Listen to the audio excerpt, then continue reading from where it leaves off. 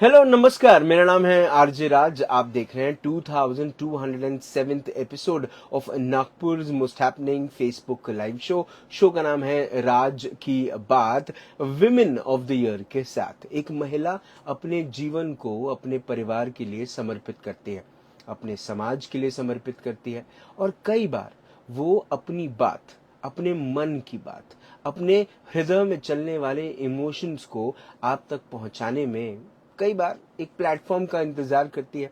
राज की बात दुनिया का एकमात्र ऐसा प्लेटफॉर्म है जहां पर हम महिलाओं की कहानियां महिलाओं तक पहुंचाने की कोशिश करते हैं, उन्हें इंस्पायर करने की कोशिश करते हैं।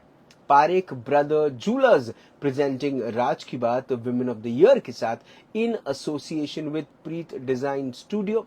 अ big thank you to Stylux kitchens and wardrobes. Can't forget to thank Four Seasons, one of the best stores for home furnishing at Dharampet, and also a big thank you to one of the best butter chickens and paneer butter masalas and malai koftas you get at Nandanvan, because वहां पर शुरू है चखना east.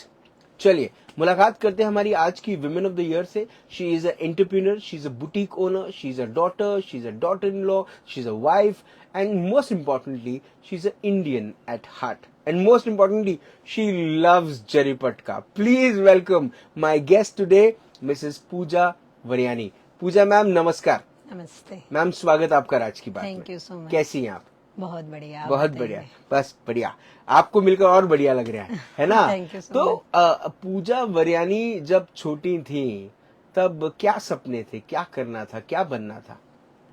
मैं जब छोटी थी तो मुझे शुरू से ही ड्रेसेस का बहुत क्रेज था और 10th के बाद मैंने फैशन डिजाइनिंग किया जी। और यही सोच के कि मैं एक बहुत अच्छा सा बुटीक ओपन करूंगी।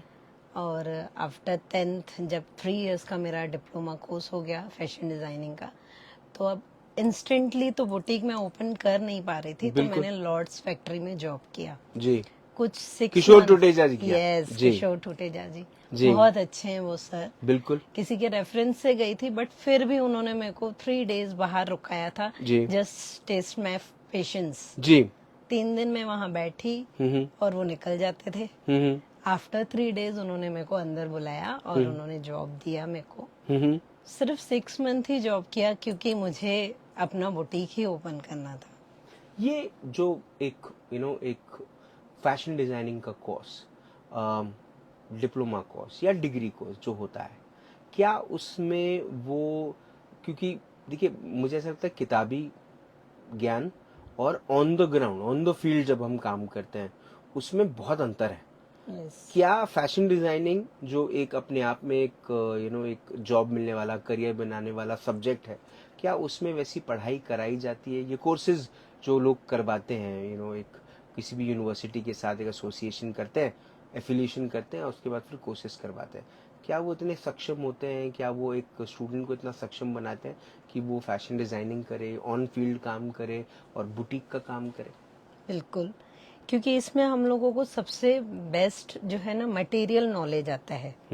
मटेरियल नॉलेज में हम लोगों को मटेरियल टच से तो सिखाया ही जाता था, बट अगर हम आजकल के मटेरियल में इतनी ज्यादा मिक्सिंग है कि अगर हमको टच से वो नहीं पता चल रहा है तो हम उसको जलाते थे। जलाने के बाद उसके जो जलने के बाद वो जो ड्रॉपिंग होती थी उससे हम उस फैब्रिक को पहचानते थे। अगर वो कंटिन्यूस ड्रॉपिंग होती है तो वो सिल्क है। तो ये जो सिल्क और कॉटन जिसमें मिक्सिंग है वो सब हम लोग जला के सीखते थे। तो ये अगर हमको मटेरियल नॉलेज ही नहीं आएगा तो हम आगे बुटीक फील्ड में क्या करेंगे ना? सही बात है। तो फर्स्ट वो मटेरियल नॉलेज, उसके बाद ड्राफ्टिंग, कम से कम मटेरियल में हम कैसे अच्छी क्रिएटिविटी कर सकते हैं, ये सब चीजें जब तक हमको आएगी नहीं तो हम उस फील्ड में आगे जा ही नहीं पाएंगे। तो आपने डिप्लोमा किया, फिर आपने लॉर्ड्स में कितने समय तक काम किया? 6 मंथ। 6 मंथ काम किया। क्या एक्सपीरियंस रहा जब आप काम करते हैं? क्या सीखा, क्या जाना? एक्चुअली वहाँ गई तो मैं बहुत इंटरेस्ट से थी बट वो मेरा फील्ड नहीं था। वहाँ लेनिन बनता था जी, हॉस्पिटल और होटल्स के जी, उसमें भी डिजाइनिंग पार्ट था बट जो मेरा डिजाइनिंग पार्ट था वो मुझे नहीं दिखा, तो जस्ट मैंने वहाँ से ड्रॉप कर दिया। देन फिर मैंने बुटीक ओपन किया। जी बिफोर मैरिज मैंने बुटीक ओपन किया जी। और फिर मैरिज हो गई जलगांव में, हम्म। फिर वो छूट गया। ओके। फिर ये जी जी जी। हाँ, मेरे हस्बैंड बैंक में हैं तो उनका ट्रांसफर कोइंसिडेंटली नागपुर में हो गया। जी। फिर से मैंने वो रीस्टार्ट कर दिया। अब नाउ 13 इयर्स हो गए हैं मेरे को फिर से ये काम करते हुए। शादी करके जलगांव गई यस, है ना? कितने साल रही वहाँ पे? 1 साल। 1 साल रही। 1 साल तक कितना मिस किया नागपुर को, जरी पटका को, अपने बहुत। काम को? बहुत ज्यादा। हम्म। Nagpur is the best city, जो बहुत ज्यादा फास्ट भी नहीं जी। है और बहुत ज्यादा स्लो भी नहीं है। हम खुद को टाइम दे सकते हैं, फैमिली को टाइम दे सकते हैं और अपने ड्रीम्स भी पूरे कर सकते हैं। जब ये वापस से जो आपने निर्णय लिया कि मैं फिर से अपनी बुटीक शुरू करूंगी, क्या एक पल इस किस्म का ख्याल तो आया ही होगा कि अगर वापस से ट्रांसफर हो गया तो हस्बैंड का, क्योंकि बैंकिंग में होता है, इसीलिए पूछ रहा हूँ। वो तो हुआ ही है। अभी नाउ वो लोग मुंबई में है बट मैंने जस्ट डिसाइड कर ही लिया है कि अब जी। मुझे यहाँ से नहीं जाना है। हम्म। और अब सेटअप है, बच्चे हैं, जी बच्चों को भी अगेन अगेन मूव करना पॉसिबल नहीं है, जी जी जी। तो इसीलिए अब यहीं पे सेटल हो गए हैं। ये जो काम है बुटीक का, बहुत सारे लोग इसके बारे में जो एक जनरल थॉट रखते हैं, मैं आपको बताता हूँ वो थॉट क्या है। वो थॉट ये है कि कलकत्ता जाओ, दिल्ली जाओ, सामान खरीदो, मतलब ड्रेसेस खरीदो, है ना, वापस आओ और उसे एक दाम पे बेचो जिसमें अपने खर्चे भी निकल जाए और अपना इन्वेस्टमेंट भी निकल जाए और अपने प्रॉफिट्स भी आ जाए। Right. क्या ये काम इतना सिंपल है? नहीं, तो कैसा काम है ये? ये एक्चुअली बुटीक यानी डिजाइनिंग पार्ट। जी वो जो हम लेके आते हैं ना रेडीमेड, वो डिफरेंट है। जी और जो बुटीक्स में रहता है वो टोटली डिजाइनिंग। जो चीज आपके पास है जी। वो रिपीटेडली जब तक वो कोई और बनाएगा नहीं तब तक नहीं रहेगा। ओके। तो ये अपनी इमेजिनेशन, जो आपकी ड्रीम है, आपकी शादी में आपको पहनना है, जी। वो है डिजाइनिंग पार्ट ही बुटीक है। हम्म। वो रेडीमेड लेके सेल करने वाली चीज बुटीक में नहीं होती है। तो मैं इसको इस तरह से समझूं कि आपने कपड़ा खरीदा, आप वो कपड़ा लेकर आपके पास आई, है ना, एक महिला आपके पास आई और उन्होंने बोला मुझे ये स्टिच करवाना है। यस, अब आप इसमें क्या डिजाइनिंग कर सकते हैं, तो आप उस किस्म की वैरायटी देते हैं? बिल्कुल। कपड़े को देख के जजमेंट आ जाता है कि इससे क्या बनना चाहिए। Okay okay. यस। और अभी मेरे बुटीक में सबसे ज्यादा जो है वो है रेंटल। हम्म। रेंटल प्रोवाइड करती हूँ मैं शादी में ब्राइड्स का और ब्राइडमेड्स का। जी अभी जो 50,000, 60,000, 70,000 वाले पीसेस है वो हमारे यहाँ 5,000, 6,000, 8,000 रेंट पे है। बिकॉज ब्राइड एक बार पहनती है, उसके बाद वो चीज यूज नहीं आती है। बिल्कुल। तो मेरा वो है मोटो कि अगर जो चीज हमारी वार्डरोब्स में सिर्फ रखने के लिए है तो आप उसको परचेस मत कीजिए, मुझसे रेंट पे लीजिए और मुझे वापस कर दीजिए। अगर आपको रेंट का लेबल नहीं लगाना है, बिकॉज अभी क्या है, बॉम्बे, दिल्ली, पुणे, इंदौर, यहाँ पे लोग एडॉप्शन है इस वो चीज का कि कल्चर वो आ लोग, गया हाँ, है। वो जी। लोग रेंट पे लेते हैं। बिल्कुल सच है। पूरे सेलिब्रिटीज भी रेंट पे लेते हैं। बिल्कुल बट सच है। नागपुर में ये चीज अभी तक एडॉप्शन नहीं आया है कि वो लोग रेंट पे वेयर करें। जी। तो मैंने ये ऑप्शन यहीं पे ये बात सोची है कि आप मुझसे खरीदिए और मुझे दे दीजिए। कस्टमाइज रेंट मींस आप फोटो लाइए, सेम एज इट इज मैं आपको बना के रेंट पे दूंगी, आप उसको वेयर कीजिए और मुझे दे दीजिए। आपको रेंट का लेबल नहीं लगाना है, आप मत लगाइए, बट वेस्ट मत कीजिए, मनी वेस्ट मत कीजिए। तो ये जो इतने एक्सपेंसिव ड्रेसेस आते हैं, जो लोग खरीदते हैं जाके, इतने एक्सपेंसिव ड्रेसेस, यस, उनकी तो लाइफ आपने सिंपल कर दी। बिल्कुल। और अगर वो खरीद रहे हैं, क्या ऐसा भी होता है कि जैसे फॉर एग्जाम्पल कोई लेडी ने, मैं आपसे पूछ रहा हूँ, कोई लेडी ने कोई ड्रेस खरीदा, है ना, और वो पार्टी वेयर था, बड़ा एक्सपेंसिव पार्टी वेयर था, और उसके बाद उसने उसको एक बार पहना और उसको फिर ड्राई क्लीन कराने दे दिया, वापस वो ड्रेस आया, उसके बाद बोला कि यार अब मुझे ये वापस से पहनना नहीं है, या आई पुट ऑन वेट तो this won't look good on me, तो क्या वो आपको वो ड्रेस दे सकती है? नहीं। अच्छा नहीं। सॉरी बट से कि ये ऐसा है कि मैं कस्टमाइज रेंट देती हूँ ना, ओके। तो उसमें क्या है, आप जो फैशन लेके आएंगे, आपने जो चीज ली है वो किसी शोरूम से ली है, जी तो वैसे ही वो उसका रेट आप डबल में लेके आए हैं। बराबर। उसके बाद आपने जो लिए 2-4 महीने पहले यहीं से लिए नागपुर से, जी मेरा परचेसिंग रहता है मटेरियल का दिल्ली का, जी जो फैशन यहाँ आते आते 2 से 2.5 साल लग जाता है। उसके बाद मैं बनाऊंगी जब तक के वो चीज नागपुर में आएगी तब तक वो मेरे पास ट्रेंड में जी। रहेगी, आफ्टर दैट उसका ट्रेंड निकल जाएगा। तो आपके पास जो चीज है वो आपको ही नहीं पसंद आ रही है क्योंकि उसका ट्रेंड निकल चुका जी। है, तो मेरे पास कैसे जाएगी? बिल्कुल सही बात। आप अगर कस्टमाइज चाहते हैं, आप सिर्फ फोटो लाइए, मैं एज इट इज 99% उसका सेम का दावा करती हूँ। बहुत सही। ये काम करते करते ये आपका जो दिनचर्या है वो किस किस्म का है? सुबह कैसे दिन शुरू होता है और कैसे दिन खत्म हो जाता है?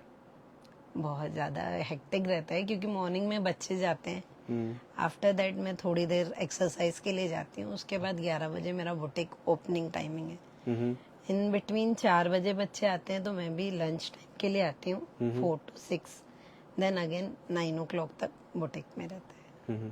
और फिर वापस घर Yes. बच्चों के साथ वक्त बिताते हैं। बच्चों के साथ, राइट। ये मी टाइम आजकल ये नया शुरू हुआ है, एक ऐसा वक्त जो आप खुद को देती है। यस, क्या वो सिर्फ वो वर्कआउट वाला टाइम है या फिर कोई और वक्त भी मिल जाता है खुद को देने के लिए?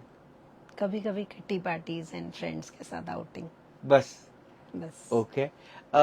अब चूंकि 13 साल हो गए हैं, क्या कभी सोचा खुद का एक लेबल बनाने का? क्या कभी सोचा कि खुद के बनाए हुए कपड़े किस लेवल तक पहुंचे? यस, ये तो प्लानिंग है मेरी। लिबास अभी नागपुर में मेरे को लगता है काफी लोगों को नोन है, बट इसको मेरे को बहुत एक प्लेटफॉर्म देना है, यानी रनवे में जाना है जहाँ सिर्फ लिबास के कॉस्ट्यूम हो। तो है उसकी भी प्लानिंग, लाइनअप्स हैं, कुछ शोज किए हैं मैंने काफी, पर मुझे जो लेवल करना है वो अभी बाकी है।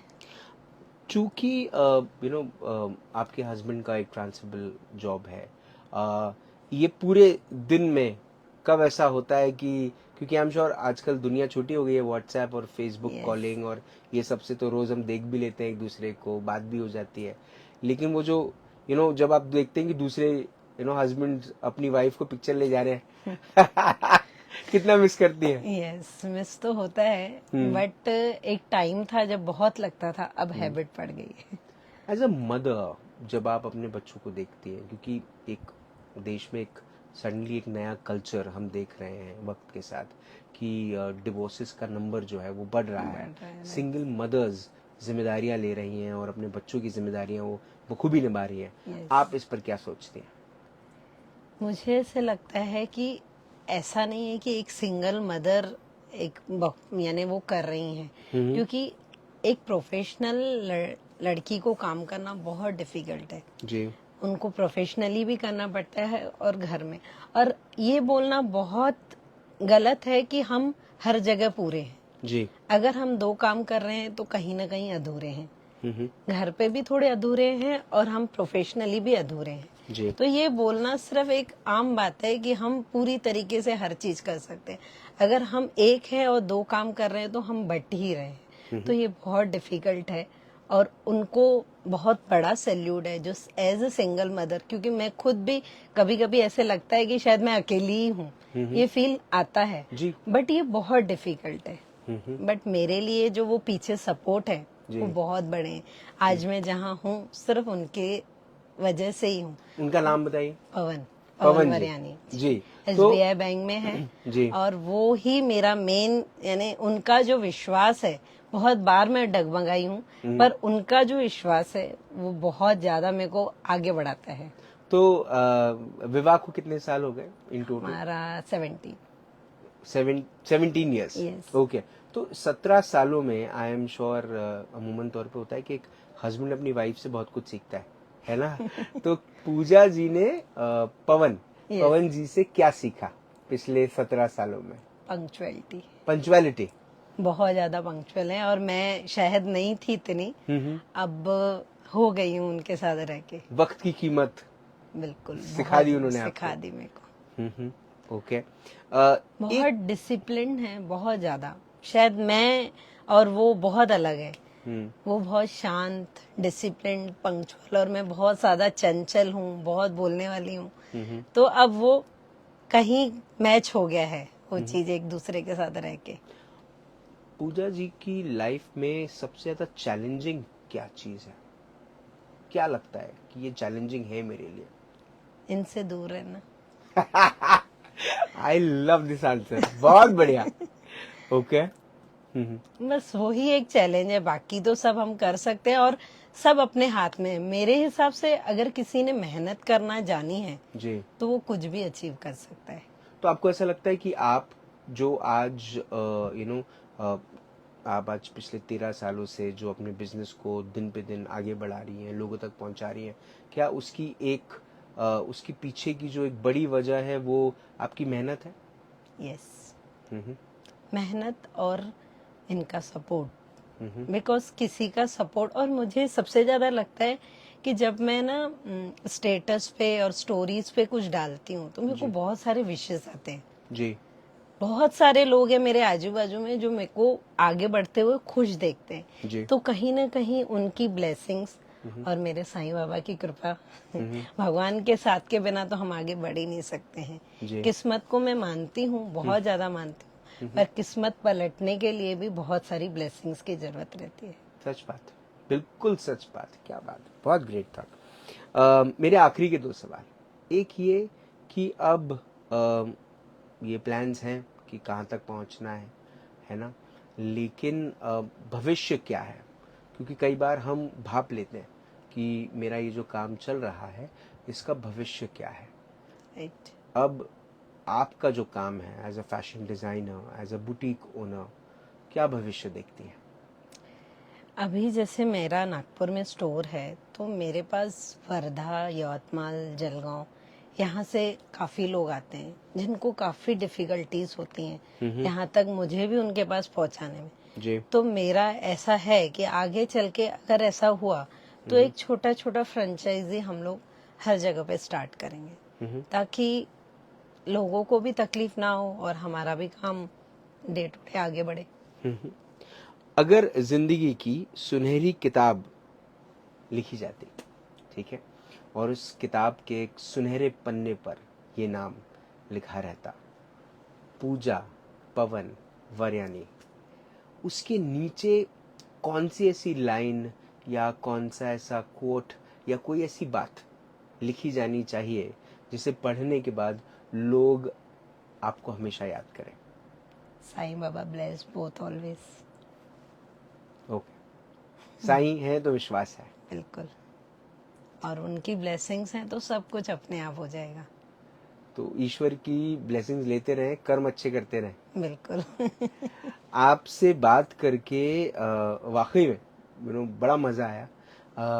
आपके जवाब जो हैं वो मुझे ऐसा लगता है कि आपने अपनी इस बड़ी दुनिया में अपनी एक दुनिया बना के रखी है, राइट। जिसमें आपका स्टोर, आपका काम, आपके हस्बैंड, आपके बच्चे, आपके दोस्त, बस ये यही है आपकी दुनिया। और यस। आप अपनी, और मोस्ट इम्पोर्टेंटली आपके कस्टमर्स जो आप पे विश्वास करते हैं और आपके साथ पिछले कई सालों से जुड़े हुए हैं। जुड़े हुए हैं। उम्मीद है कि वो आपके साथ ऐसे ही जुड़े रहें, आने वाले कई सालों तक आप अपना अच्छे से काम करते रहें, इसी विश्वास के साथ कि मेहनत वाकई में करते रहना चाहिए। आप जिस भी दिशा में मेहनत करेंगे आप उसमें वाकई में नाम कमाएंगे। आपने अपना वक्त दिया, आप यहाँ पर आई, उसके लिए बहुत बहुत धन्यवाद। Thank you so much. Thank you so much. एक बहुत अच्छी चीज़ जो सीखने को मिली पूजा जी से वो आज ये है कि आप किसी भी दिशा में मेहनत कीजिए। मैंने राज की बात शुरू किया था कोविड के दौर पे, तो मुझे कई सारे लोग पूछते थे, जब मेरे 50 एपिसोड हुए तो उन्होंने पूछा कि अरे 50 एपिसोड हुए, कहाँ तक जाना है? मैंने कहा 100, फिर 100 हुए तो मैंने कहा कहाँ तक जाना है? तो 200, 500, 1000, 1500, 2000, अब 2200 के सीजन शुरू है। ये 2207वां एपिसोड है। कुछ दिन पहले किसी ने मुझसे पूछा तो मैंने कहा 40 लाख लोग इस शहर में रहते हैं और अभी भी बहुत सारे इंटरव्यूज़ बाकी हैं, बहुत सारी ज़िंदगियाँ जो आप तक नहीं पहुँची। पर जब ये जो थॉट है ना मेहनत वाला, मुझे ऐसा लगता है कि एक क्रिमिनल भी अगर मेहनत करे तो वो बहुत बड़ा डॉन बन सकता है, और ये सच है। ये बात अलग है कि पुलिस ना पकड़ ले उसको और वो कई सालों तक अंदर ना रहे, लेकिन ये हकीकत है कि हार्ड वर्क पेज। जिसने लिखा है ना उसने बहुत अच्छा लिखा है, और बहुत सारे लोग ये बात को समझ जाते हैं और अपनी जिंदगी की सीख बनाकर चलते हैं। The lesson of life, you work hard you grow. भले आजकल लोग बोलते हैं work hard party hard, but I think work hard, it pays you more than having a party. I think life becomes a party when you work hard. That's the thought. Life becomes a party when you work hard. आपसे फिर होगी मुलाकात इन राज की बात.